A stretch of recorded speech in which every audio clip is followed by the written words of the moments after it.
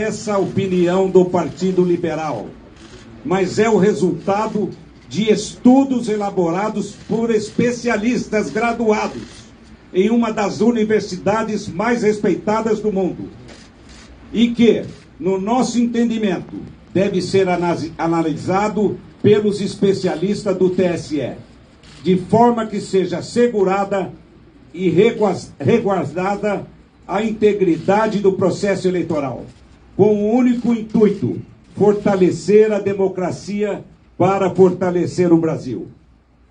Com a palavra, o engenheiro Carlos Rocha. Boa tarde a todos.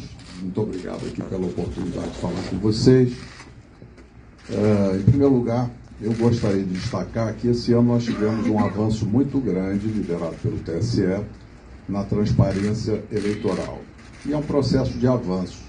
Foi criada a Comissão de Transparência Eleitoral, o Observatório de Transparência Eleitoral, e no dia 1º de agosto nós tivemos lá na primeira reunião o encontro das entidades fiscalizadoras. Naquele momento recebemos inclusive vários documentos, sendo que um dos documentos muito interessante, muito bem feito, é o glossário das eleições informatizadas de 2022. E nesse documento, então, estão descritas as funções dos diferentes arquivos que são gerados pela urna eletrônica. E agora, logo após o final do segundo turno, no dia seguinte, o TSE, numa ação de transparência extremamente positiva e de uma maneira pioneira, publicou os 3 arquivos no portal de resultados do TSE. E nesse portal, então, para cada sessão eleitoral aparecem 3 arquivos. O boletim de urna, cuja função é permitir às pessoas conhecerem os resultados de cada sessão e, eventualmente, fazerem testes na totalização. O segundo arquivo, que é o RDV, é o Registro Digital do Voto, que tem como fim, segundo o TSE, permitir uma eventual recontagem, um arquivo que registra todos os votos. E o terceiro arquivo que o TSE nos liberou foi o log da urna, que, segundo a orientação do TSE, é um elemento importante de auditoria para os partidos políticos e para as entidades fiscalizadoras. E o que aparece nesse log de urna? É como se fosse um diário, né, de todas as atividades que cada urna eletrônica realiza, desde a sua preparação no TRE até o final do segundo turno. Imaginem vocês um diário em que cada linha registra uma atividade.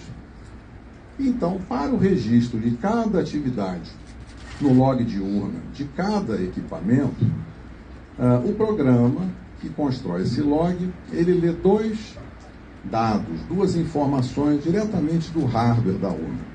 Ele lê, digamos assim, a estampa de tempo, que é data, hora, minuto, segundo, e também lê o número de série da urna, que é chamado no TSE de código de identificação da urna.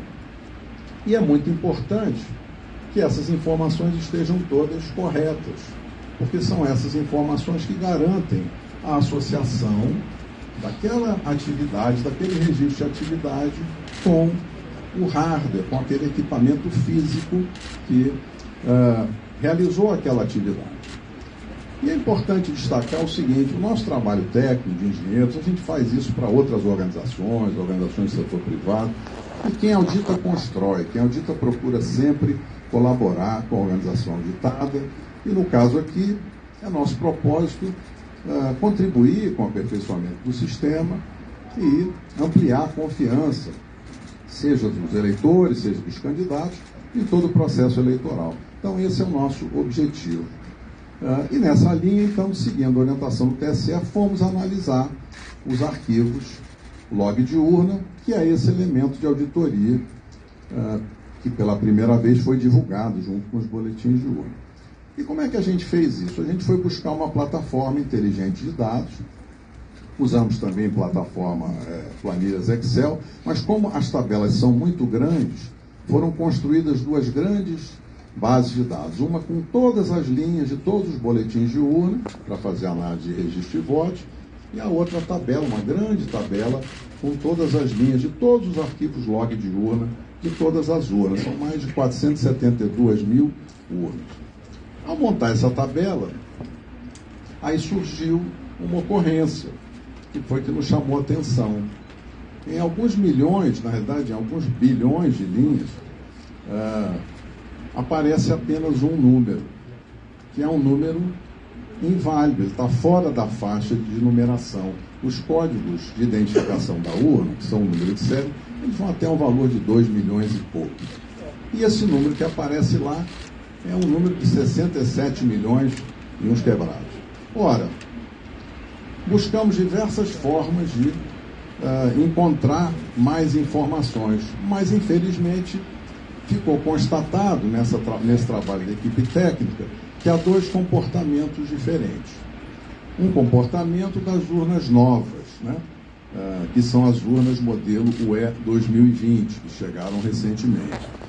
São pouco menos de 193 mil urnas, está mais ou menos 40,8% de todas as urnas.